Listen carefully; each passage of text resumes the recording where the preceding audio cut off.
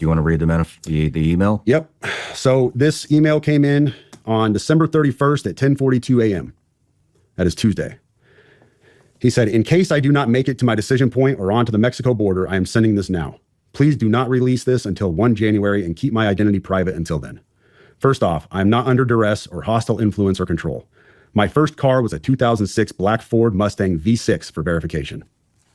What we have been seeing with drones, he puts that in quotes, he says drones, is the operational use of gravitic propulsion systems powered aircraft by most recently China and the East Coast, but throughout history, the US.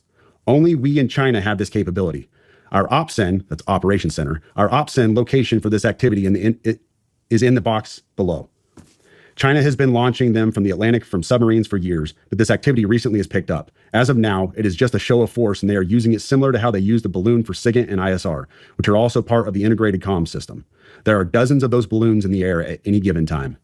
The so what is because of the speed and stealth of these unmanned aircraft. They are the most dangerous threat to national security that has ever existed. They basically have an unlimited payload capacity and can park it over the White House if they wanted. It's checkmate.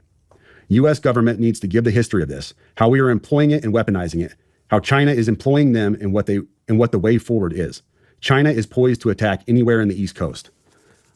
I've been followed for over a week now from likely Homeland or FBI, and they are looking to move on me and are unlikely going to let me cross into Mexico, but won't because they know I am armed and I have a massive V-bid.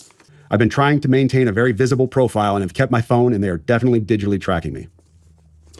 Here's where he gets into the other stuff, and this is where we had to redact the names. Well, your producer redacted the names. I have knowledge of this program and also war crimes that were covered up during airstrikes in Nimruz province, Afghanistan in 2019 by the admin, DOD, DEA, and CIA.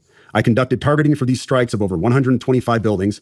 65 were struck because of civcas, that's civilian casualties, that killed hundreds of civilians in a single day. U.S. FORA continued strikes after spotting civilians on initial ISR. It was supposed to take 6 minutes and scramble all aircraft in CENTCOM. The UN basically called these war crimes, but the administration made them disappear. I was part of that cover-up with U.S. FORA, an agent, redacted, of the DEA. So I don't know if my abduction attempt is related to either. I worked with redacted IO staff on this as well as the response to Bala Murghab. Redacted commander at the time, redacted can validate this. You need to elevate this to the media so we avoid a world war because this is a mutually assured destruction situation. Then he says, for vetting, my LinkedIn is Matt Berg or Matthew Livelsberger, an active duty 18 Zulu out of 110, that's 1st Battalion 10th Special Forces Group.